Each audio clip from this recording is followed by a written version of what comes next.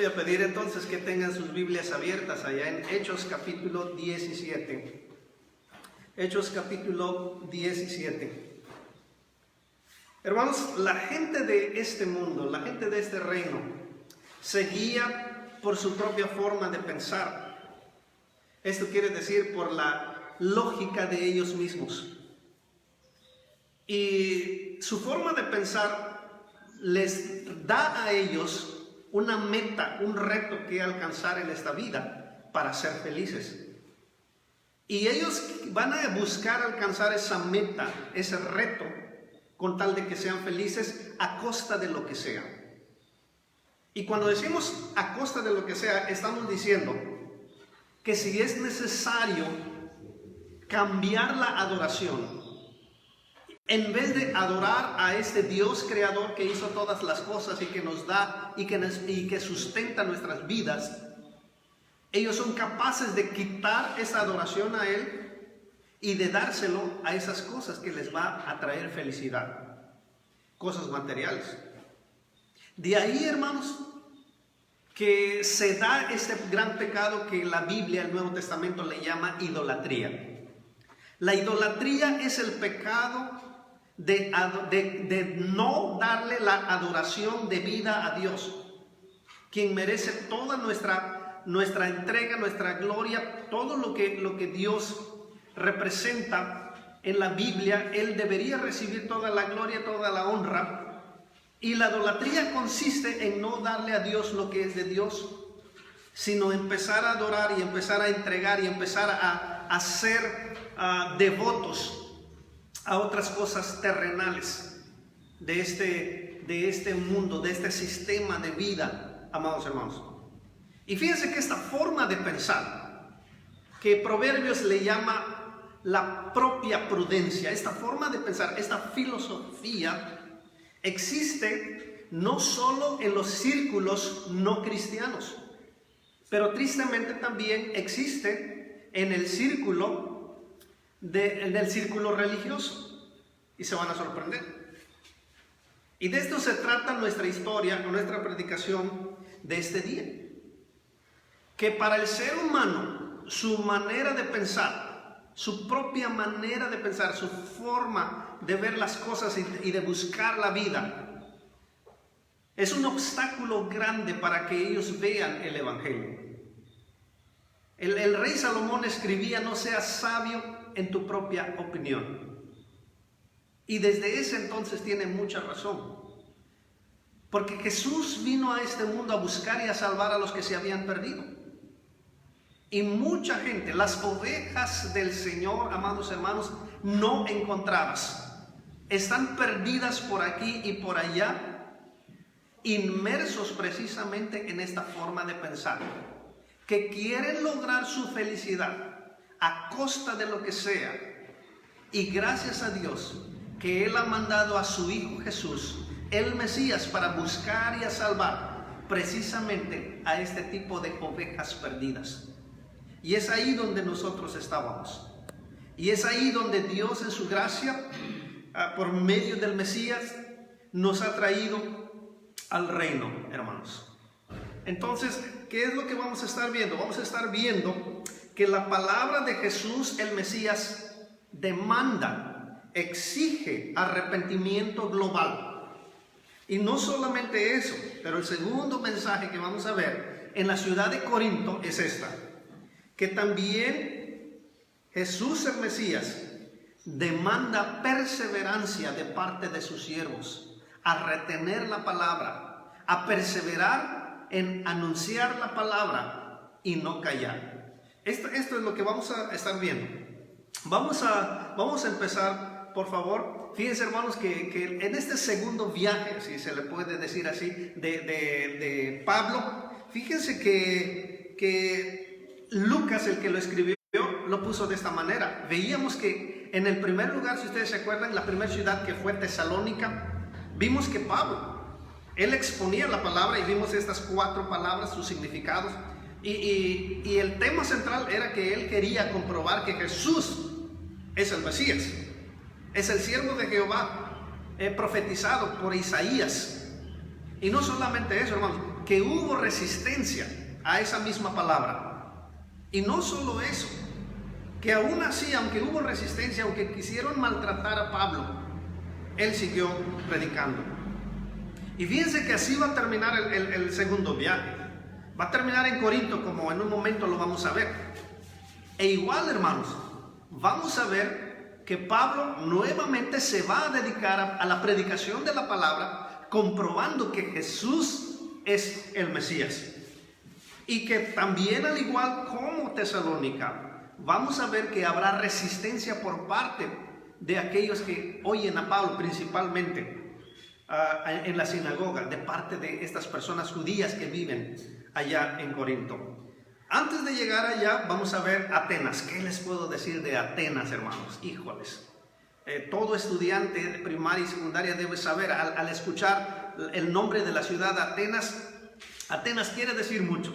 Por causa del tiempo, hermanos, no vamos a profundizar como debiéramos para entender qué es lo que representan Atenas, pero vamos a por lo menos a trabajar aquello que necesitamos para nuestras vidas. Para nuestras vidas aquí en Mogollé y para la vida de nuestros demás hermanos que están siguiendo el estudio de hechos de otros lugares. Entonces, vamos a ver, por favor, hermanos, bajo el título de la ciudad de Atenas, tenemos que en Atenas se está ridiculizando la palabra. Ridiculizando la palabra.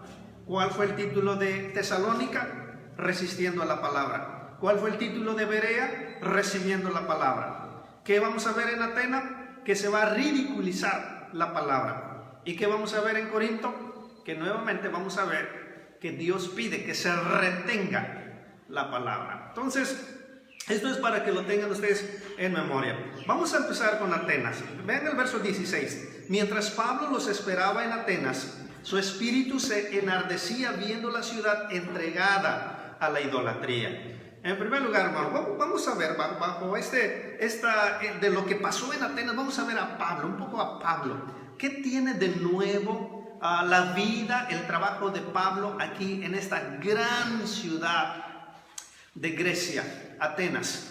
Pues fíjense, hermano, parece que Lucas nos da la impresión que no era el plan de Pablo el predicar o el de establecer una iglesia en Atenas.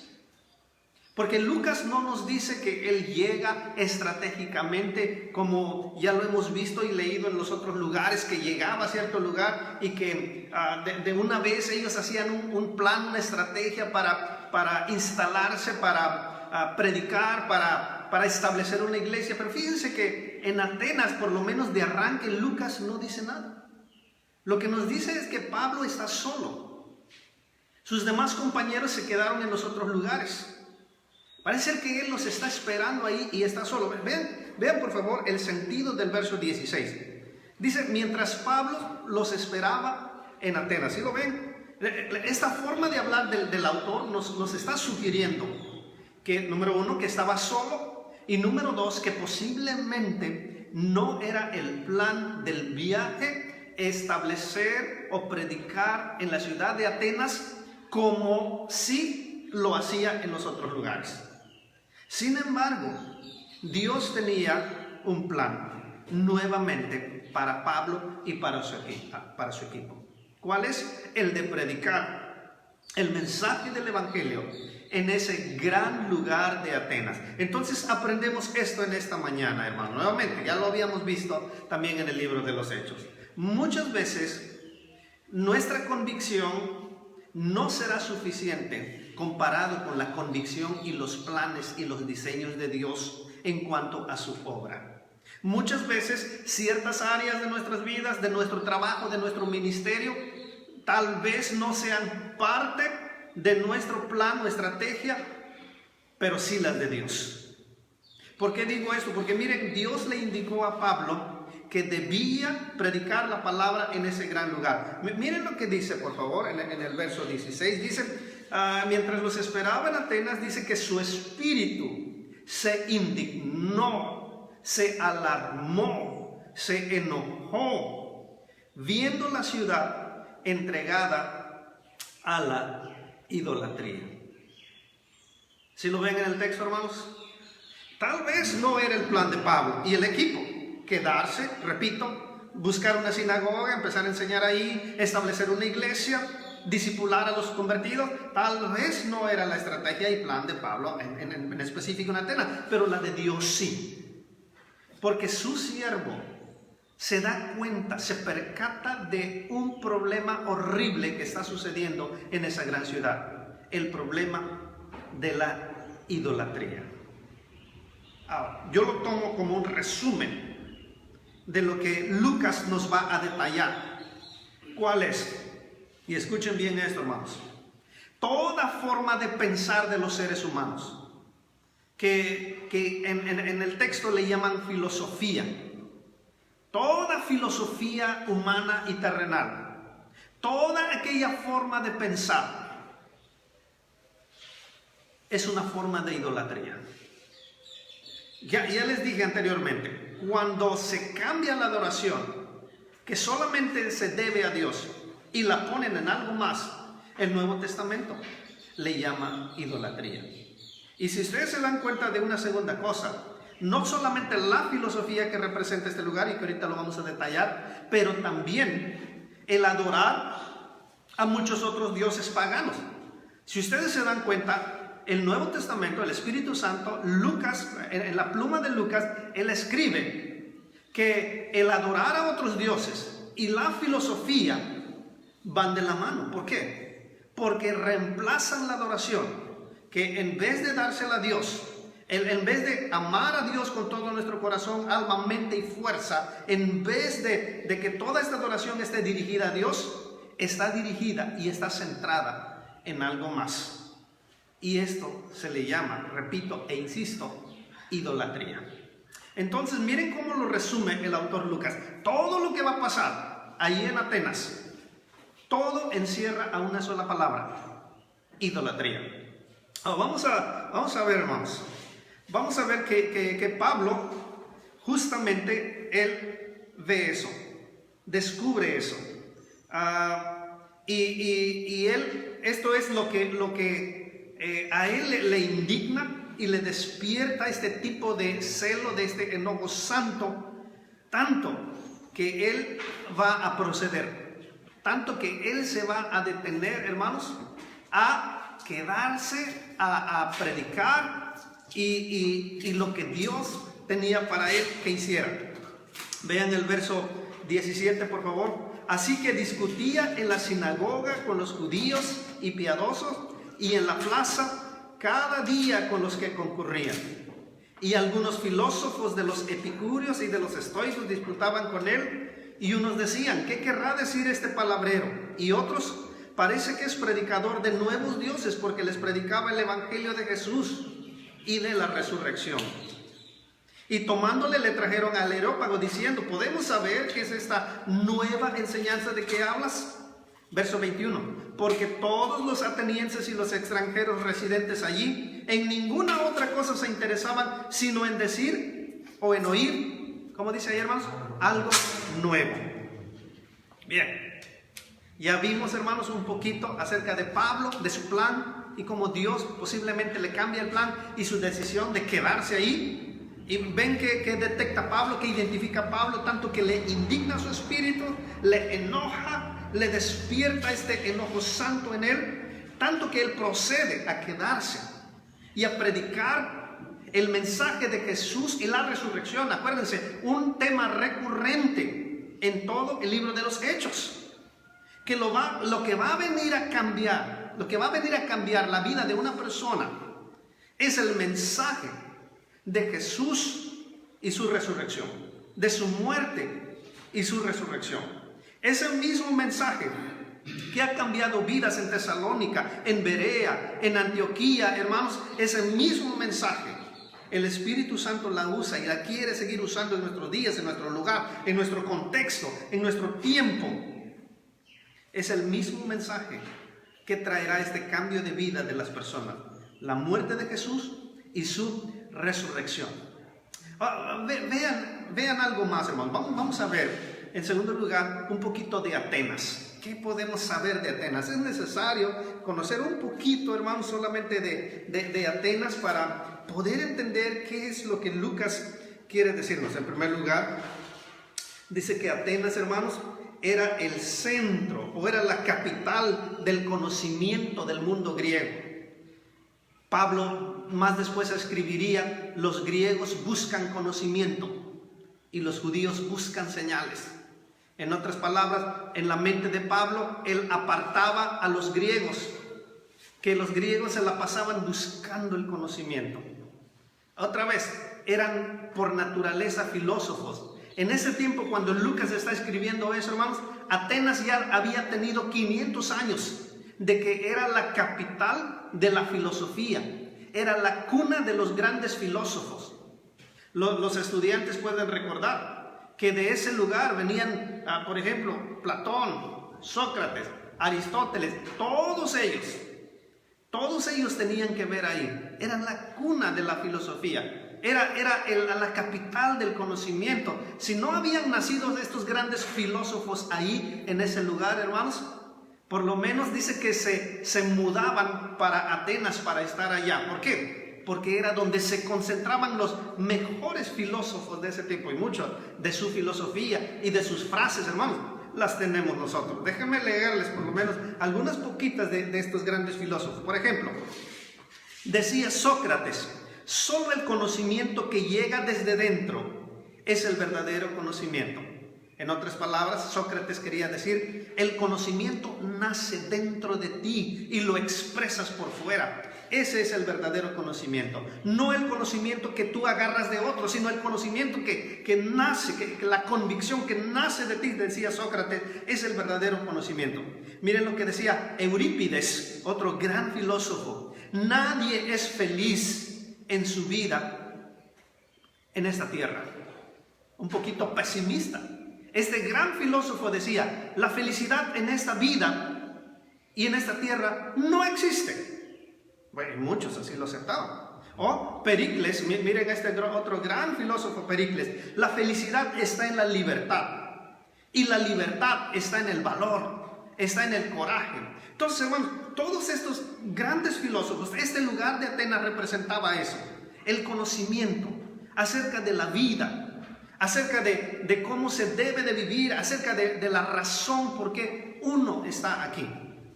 Y Atenas, hermanos, estaba lleno de eso. Y no solamente de la filosofía, pero también estaba lleno, hermanos, de idolatría. Pablo después va a decir: oigan, yo veo que ustedes son muy religiosos. Y veo, miren cómo tienen su lugar especial y los diferentes altares. Él va a decir más después esto. ¿Por qué? Muchos decían que tú podías encontrar más dioses, diferentes dioses en ese lugar que seres humanos, dando a entender que la gente de Atenas y todos los visitantes de Atenas no querían hablar de otra cosa más que de los diferentes dioses que ellos adoraban ahí. Entonces, nuevamente, hermanos, te insisto, quiero que veas estas dos cosas combinadas que la Biblia le llama idolatría: el hecho de adorar muchísimos dioses paganos y el hecho de la filosofía. Esta forma de pensar que lo que uno piensa, eso debe de ser. Esto es peligroso, por lo menos a la luz de la palabra del Señor. Entonces, hermanos, es una ciudad difícil, es una ciudad completamente conocedora, inteligente. La gente estaba muy bien preparada.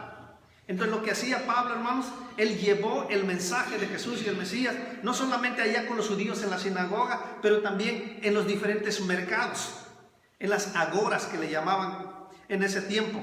Y él, hermanos, tanto a los judíos en la sinagoga, pero a los griegos, a los atenienses, allá en las calles, allá en las plazas, hermanos, él predicaba. Y él decía: esta es la verdad de lo que Dios dice. Pero la enfermedad era mucho más grande en Atenas, y era el pecado de la filosofía y el pecado de la idolatría, el de adorar a otros dioses, hermanos. Y Pablo dice que buscaba razonar con ellos. Y otra cosa, hermanos, que podemos aprender de Pablo es esto: es que él también era un especialista. Yo lo admiro y esto me animó mucho.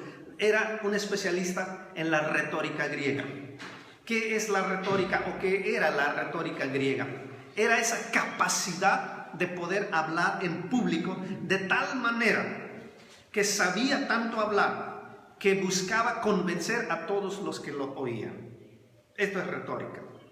Quiere decir una persona que sabe hablar de manera adecuada, de tal manera que busca persuadir, que busca convencer a los que lo están oyendo. Y Pablo usó esta herramienta. Por eso es que él está en la sinagoga. Por eso es que lo vemos a él en las diferentes plazas. Él tiene una bandera. Él tiene un solo mensaje. Es la muerte y la resurrección de Jesús. Miren, vamos a seguir, por favor. La tercera cosa bajo Atenas es que vimos un poco de Pablo, vimos un poco del lugar, pero en especial, porque así Lucas así lo pone para nosotros, en especial este asunto nuevamente de la filosofía.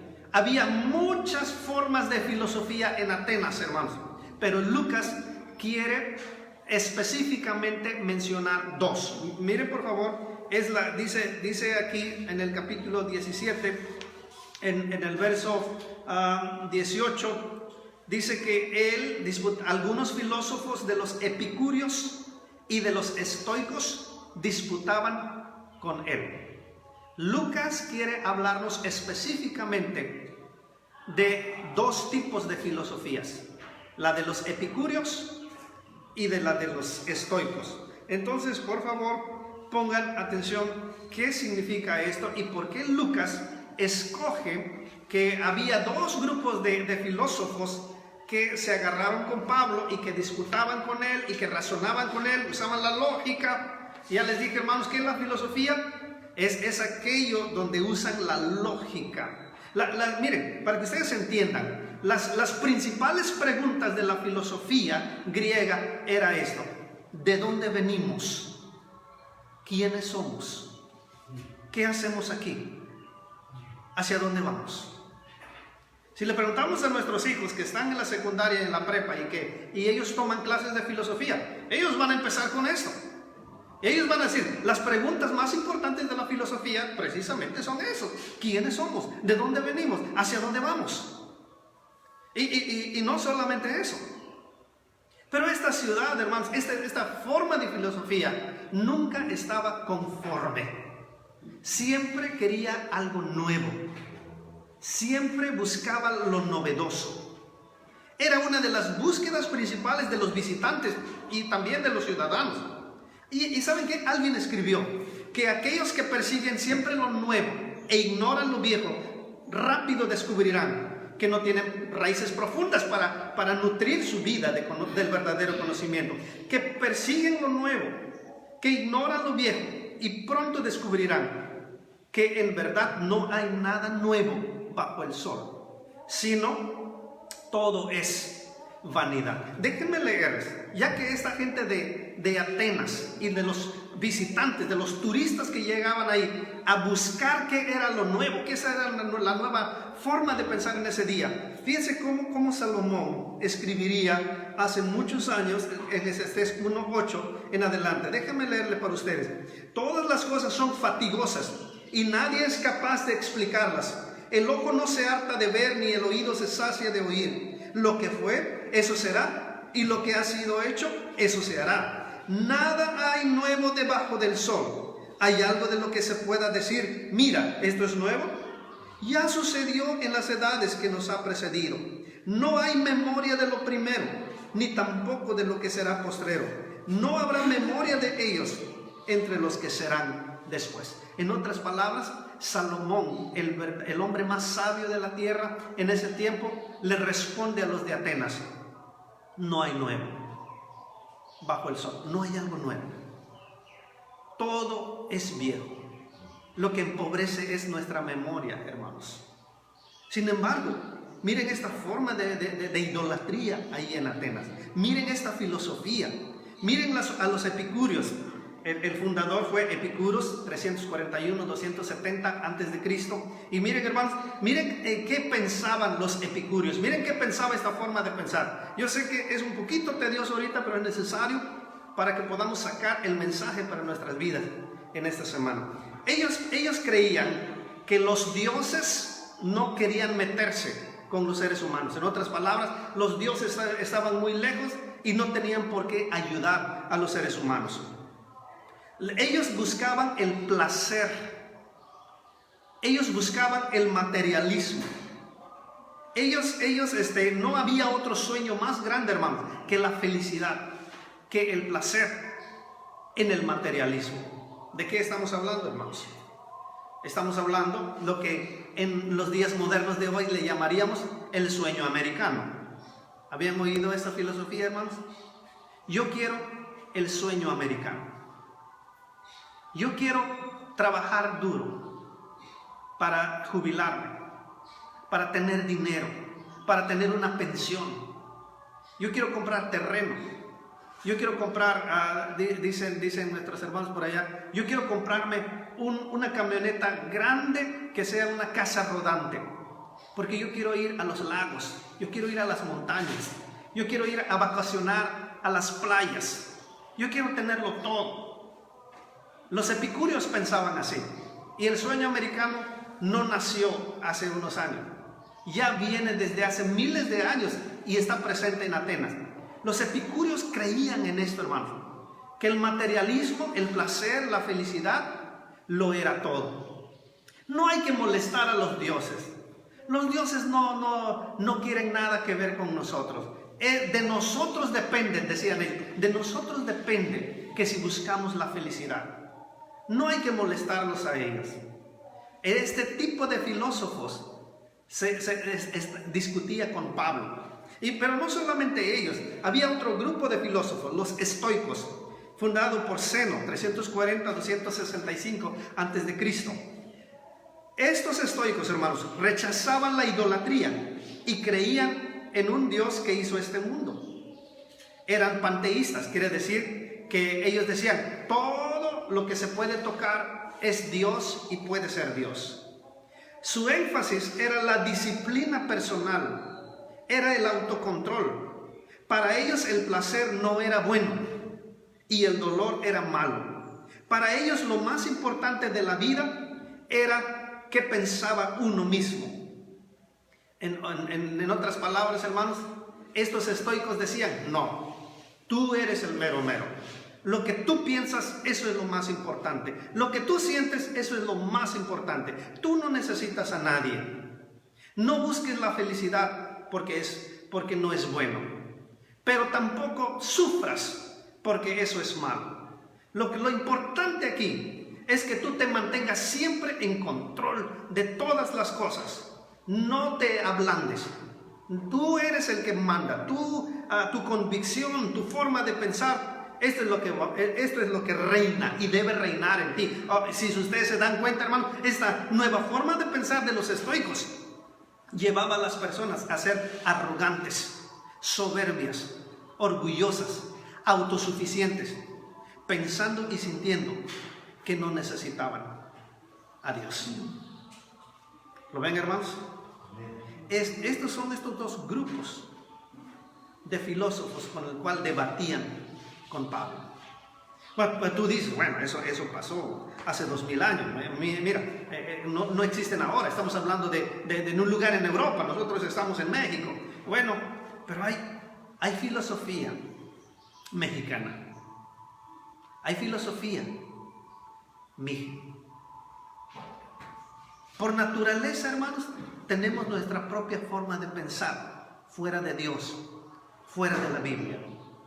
Y si me permites un poco, son muchas más las veces donde nos regimos por nuestra propia prudencia en vez de la prudencia de la Biblia. ¿No es así, hermanos? Muchas de nuestras reacciones, muchas de nuestras respuestas se basan más en nuestra propia forma de pensar que en la forma de pensar de Dios. Podríamos poner muchos ejemplos, pero miren, hermano, no quise buscar algunas filosofías mexicanas, pero hay un montón de dichos que en cierta manera se vuelve una forma de pensar. Por ejemplo, Ayúdate a ti mismo, que nadie te ayudará, ¿no? Lo que importa es ser feliz en la vida. ¿O qué más dicen, hermanos? Dice, mira, lo único que importa en esta tierra es que tú seas feliz. Persigue esa felicidad a costa de lo que sea. Otros dicen, ¿saben qué? El cielo y el infierno están aquí en la tierra. No existe cielo, no existe infierno después de la muerte. Está aquí en la tierra y por lo tanto hay que vivirla, hay que gozarla. ¿No dicen eso, hermanos? Mientras hay vida, hay que vivirla, hay que gozarla. No hagas caso a esto, no hagas caso a aquello, no hagas caso a la Biblia. No es cierto. Te quieren lavar la mente, el coco y cosas así, hermanos. Hace poco estaba leyendo una de las publicaciones de un hermano, la verdad me encantó. Y yo le dije a mi esposa, lo voy a tomar en cuenta porque precisamente el domingo vamos a estar viendo algo así. Y miren lo que publicó este hermano. Dice, ámate como eres, acéptate tal cual y no cambies. Esta es una filosofía.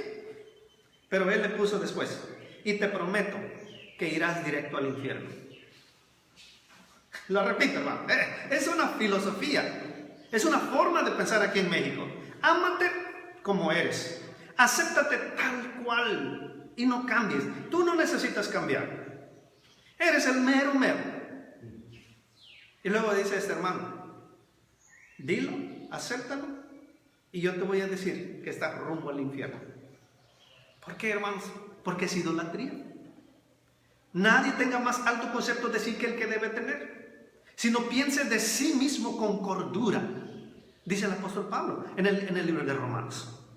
Entonces, hermanos, por eso les digo, como aplicación, pongan que no pertenecemos o nunca estuvimos en Atenas para ser parte del grupo de los epicúreos o de los estoicos. Sin embargo, esta forma de pensar, este tipo de filosofía, sin haberlo sabido, ha estado presente por mucho tiempo en nuestras vidas. Y Jesús precisamente ha venido a buscar y a salvar las ovejas perdidas del Señor, que estaban atrapadas en la filosofía humana. Hermanos, muchas veces, aún, como decía al principio, aún en los círculos de los religiosos, de los bautistas, etc.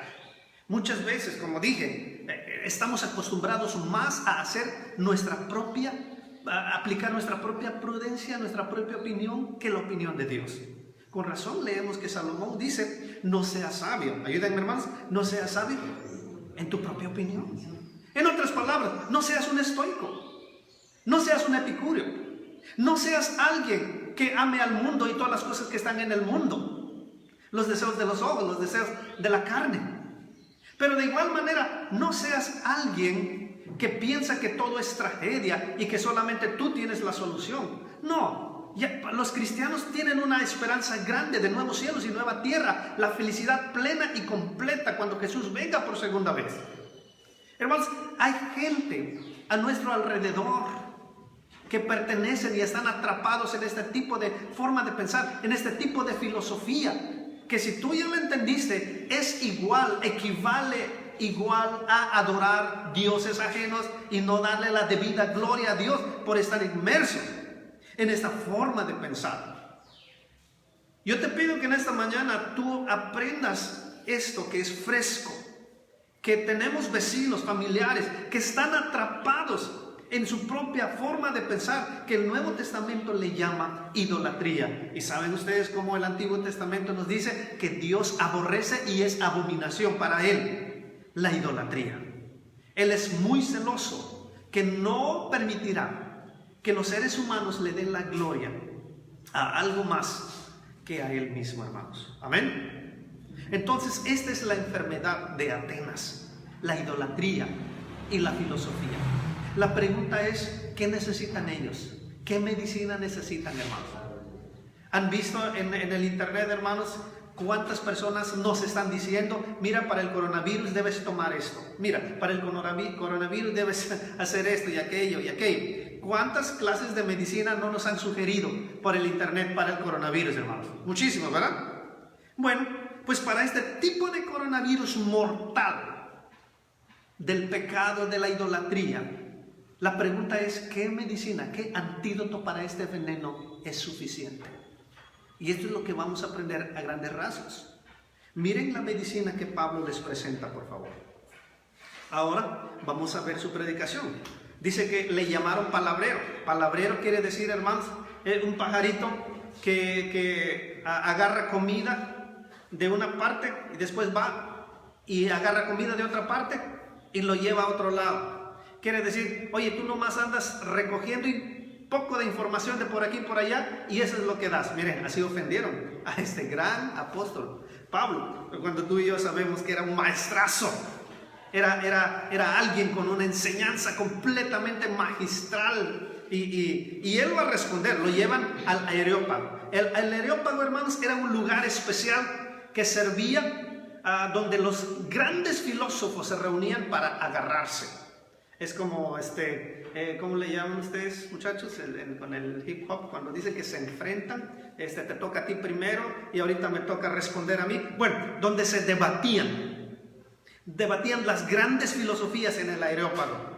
Era como un lugar, como un ring, donde ellos tenían que defender sus argumentos, enseñar, compartir sus argumentos, y allá llevan a Pablo.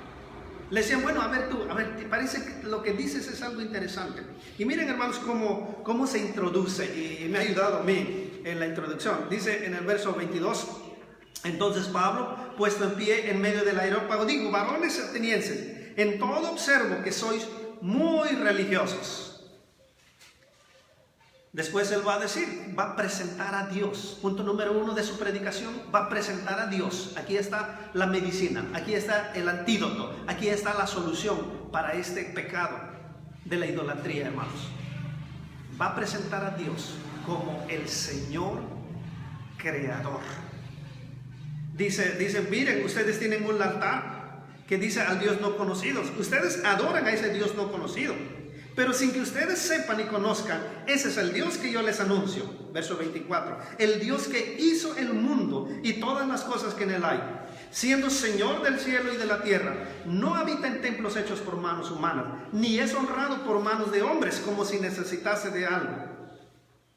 El primer punto de Pablo, de la predicación de Pablo, es que el Dios que él anuncia, hermanos, es un Dios que es Señor, que es creador y que es autosuficiente.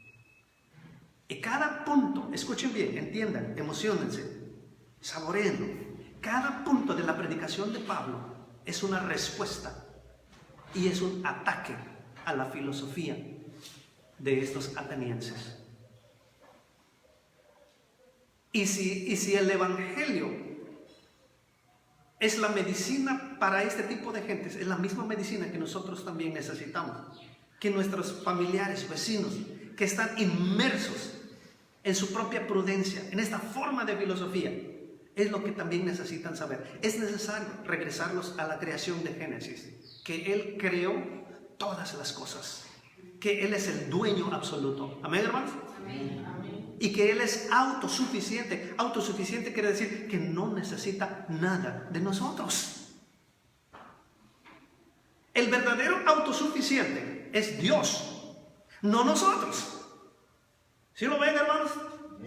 El verdadero ser que no necesita absolutamente nada de ayuda es este Señor creador, no nosotros. Punto número 2. Entonces Pablo les presenta a este Dios, Elohim, creador, Señor, autosuficiente de la creación. También es un Dios sustentador. Hebreos capítulo 1 también dice que sustenta todas las cosas con la palabra de su poder. Quiere decir, hermanos, que Dios no solamente ha creado las cosas, pero Él hace que todo, hermanos, siga en pie todavía. No solamente la hizo, pero la sustenta. Hace que siga existiendo. Verso 25b. Él es quien da a todos vida y aliento y todas las cosas. Y de una sangre ha hecho todo el linaje de los hombres, para que habiten sobre toda la faz de la tierra. Y les ha prefijado el orden de los tiempos y los límites de su habitación, para que busquen a Dios y en alguna manera, palpando, puedan hallarle, aunque ciertamente no está lejos de cada uno de nosotros, porque en él vivimos y nos movemos y somos, como alguno de sus propios poetas también ha dicho, porque el linaje suyo somos. Ahora, hermanos, Él es sustentador. Él es quien da la vida. Él es quien lleva a cabo la vida. Él es quien dice hasta aquí. Él es quien dice de esta manera se harán las cosas. No el hombre, pero Dios.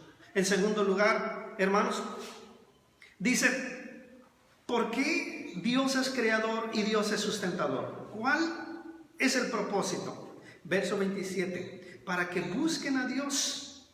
Si en alguna manera, como si fueran ciegos, o que si estuvieran en un cuarto completamente oscuro, andan a tientas, andan tropezándose, no saben el camino, no saben dónde está Dios, como dicen por ahí, dan bandazos nada más, andan a tientas, andan a ciegas, no pueden ver bien, no ven nada. Es más, Él está cerca. Él está más cerca de lo que ustedes pueden imaginarse. Miren este punto, hermanos.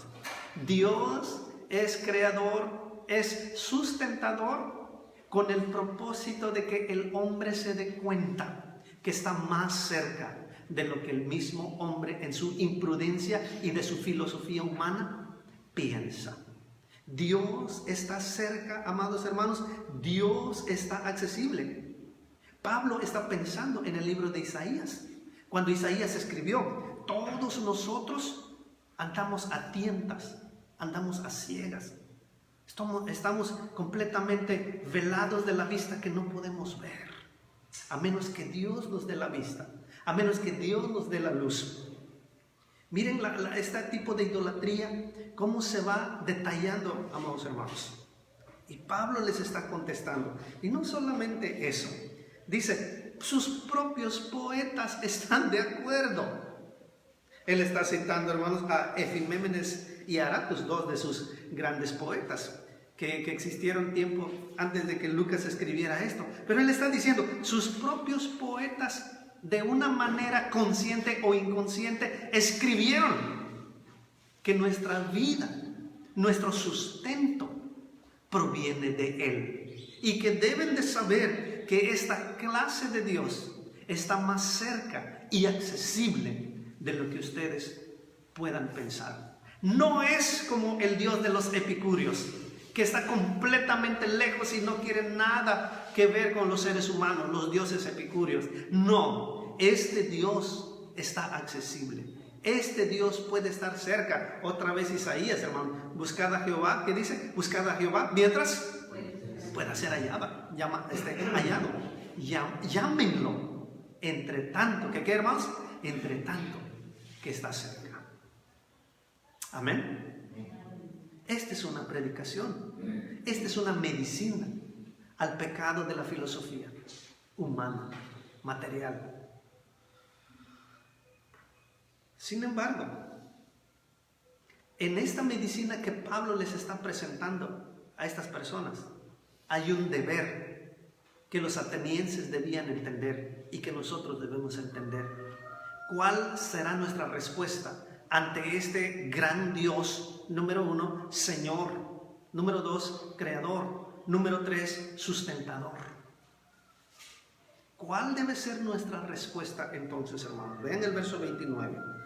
Siendo pues linaje de Dios, no debemos pensar que la divinidad sea semejante a oro, o plata, o piedra, escultura de arte y de imaginación de hombres. Quiere decir, hermanos, ¿qué quiere decir Pablo? No tienes que adorar entonces a otros dioses.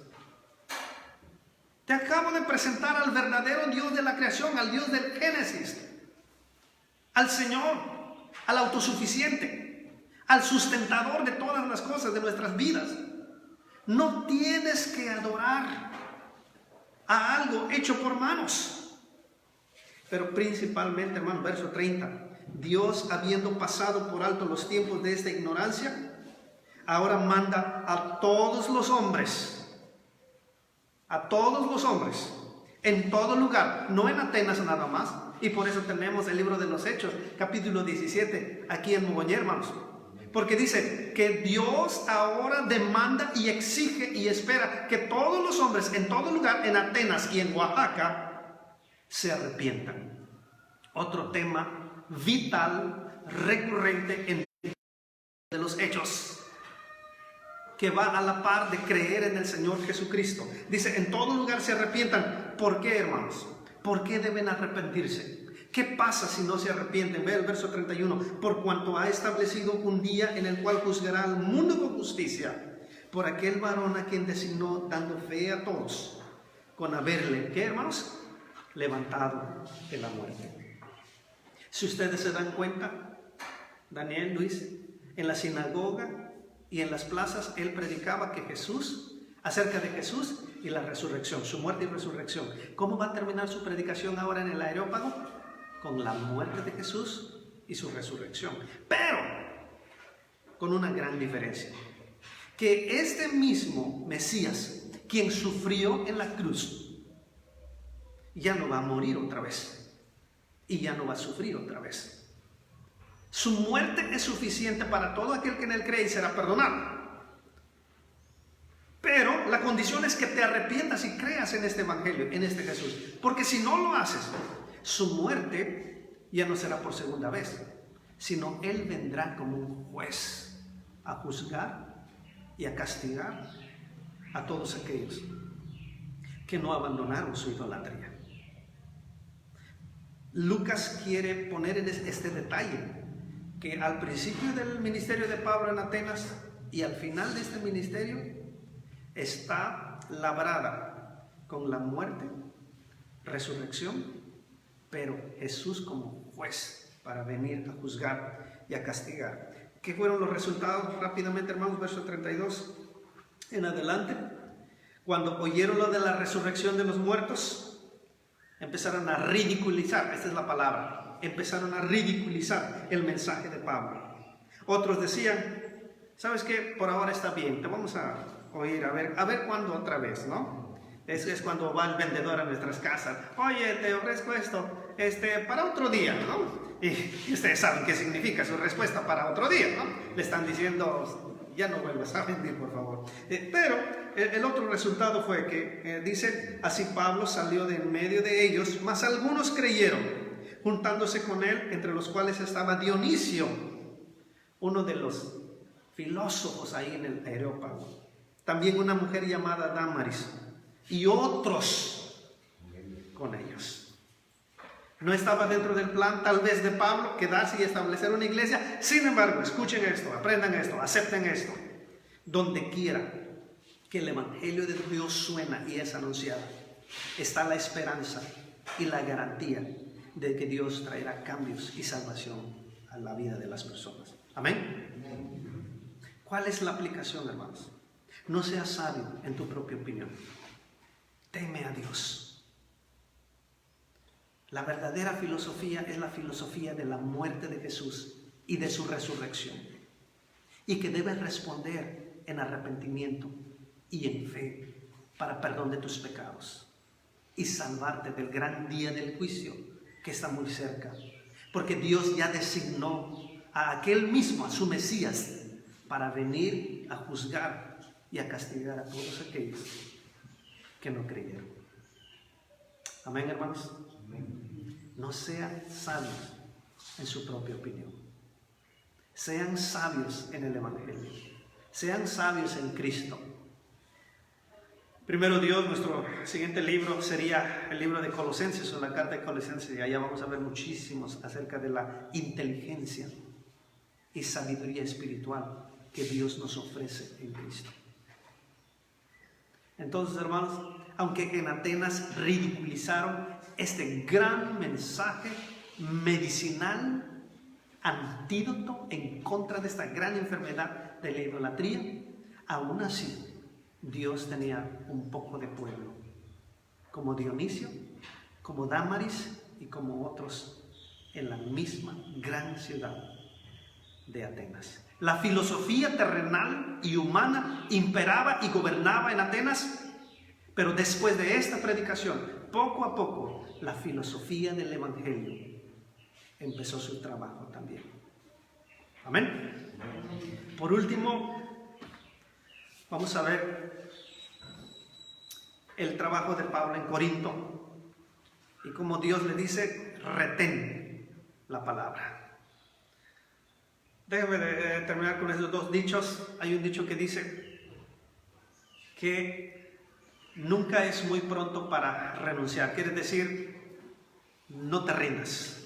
O, como el señor Spurgeon dijo una vez, dice que por la perseverancia, el caracolito llegó a tiempo al arca de Noé. En otras palabras, hermanos, para retener la palabra, para perseverar en la palabra, se necesita de la ayuda de Dios. Ahora, ¿qué nos ofrece esta experiencia en Corintios con Pablo y su equipo? Pues bueno, el desánimo de Pablo, el cansancio de Pablo. Ahí nuevamente, como les dije, predicaba y él presentaba con las escrituras que Jesús es el Mesías prometido del Antiguo Testamento. Pero aún así resistieron la palabra, como en Tesalónica. Aún así los judíos le debatían, le contradecían, no aceptaban esta verdad, tanto que llevó al apóstol a cansarse. Sin embargo, gracias a Dios, y esta es la lección para nosotros, sin embargo, Dios pudo consolar a su siervo. Y es una bonita historia en medio de una historia agria, cuando la gente no quiere responder a la palabra. Hermanos, vean por favor, dice, número 1, conoció a nuevos amigos, Aquila y Priscila. Verso 1 al verso 3. Y fíjense, se identificó con ellos.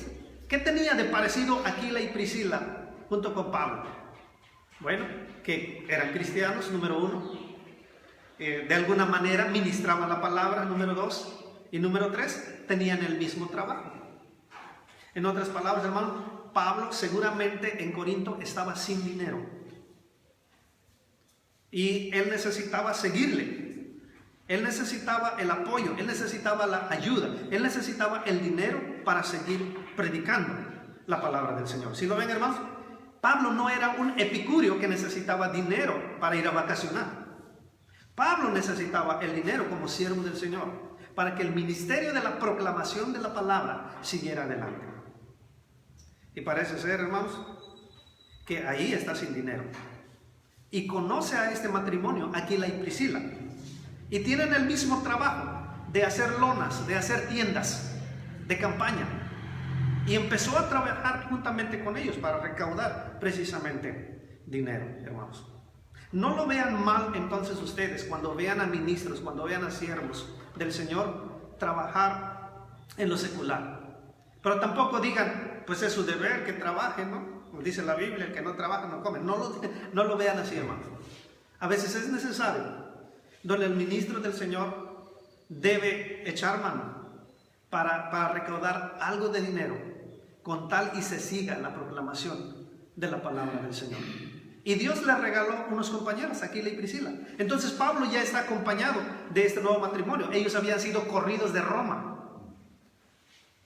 El hermano Claudio los corrió. No este Claudio, el emperador Claudio los corrió. Ya habíamos hablado de eso. Por eso en Filipos no había una sinagoga, porque no se les permitía bien a los judíos que habían sido corridos de Roma que profesaran. Tenían la libertad, pero no tanto como a veces en algunos lugares hacer una sinagoga. Entonces miren de qué manera Dios trabaja con sus siervos. Dios les regala hermanos y hermanas que puedan identificarse con Pablo. Pablo ahora no se siente tan solo.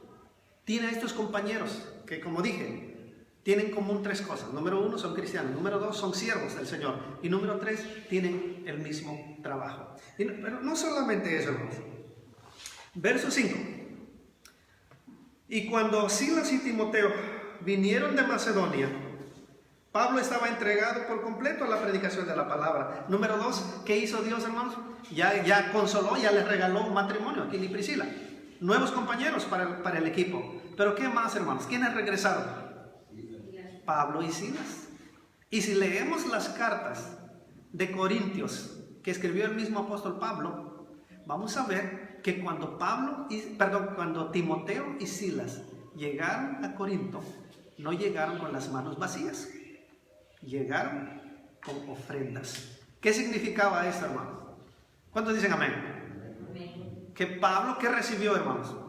Pablo recibió apoyo de las demás iglesias. Entonces, hermano, esto debe animar nuestras vidas también. ¿Por qué? Porque miren de qué manera Dios está tratando con sus siervos. Les regala un matrimonio que se llama Aquila y Priscila, pero también le permite que ya regresen sus compañeras que se habían quedado, que eran Timoteo y Silas, y no regresan vacíos, regresan con ofrendas para que la obra del Señor siga, para que la proclamación de la palabra del Señor siga, amados hermanos. Amén. ¿Por qué? Porque no están en un lugar fácil. ¿Cómo le fue a Pablo en Atenas, hermanos?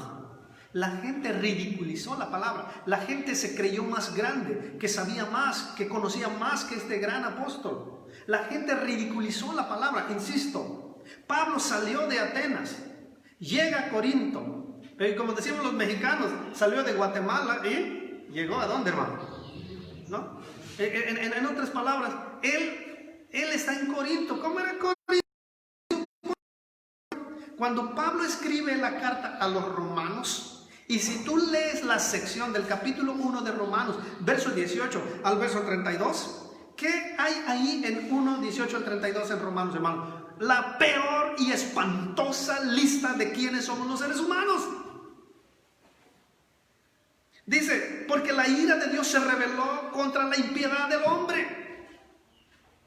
¿Por qué? Porque cambiaron la gloria de Dios, la cambiaron y empezaron a adorar a imágenes. Y Pablo en 1, 18 al 32, él da la degradación y la depravación completa, horrible y espantosa del hombre. ¿Dónde creen que escribió esa lista Pablo, hermano? Cuando él estaba precisamente en Corinto. Pudiera ser que él estaba observando cómo se daba la vida en Corinto, hermano. Lean primero de Corintios, cómo era la vida aún dentro de la iglesia. Horrible, hermanos. Pablo tenía razones para desanimarse, hermanos. ¿Qué piensan ustedes? Sí. Pero miren, hermanos, nunca se va a comparar este tipo de ayuda, la de Aquila y Priscila, aunque son buenos, el regreso de Timoteo y Sila, aunque son buenos, nunca se va a comparar con la verdadera ayuda directa del Señor. Vamos a ver, por favor, verso 9. Entonces el Señor dijo a Pablo en visión de noche: no temas, sino habla y no calles, porque yo estoy contigo, y ninguno pondrá sobre ti la mano para hacerte mal, porque yo tengo mucho pueblo en esta ciudad. Y se detuvo allí 1 año y 6 meses enseñándoles la palabra de Dios. Amén. Hermanos. Amén. Amén. Increíble. Nunca es demasiado pronto para renunciar. Y por la perseverancia, el caracolito llegó a tiempo al arca de Noé. Muchas veces habrá en el cristianismo y en la vida ministerial, que hay que animar a Luis, este tipo de momentos como el que vivió Pablo y su equipo: soledad, resistencia a la palabra.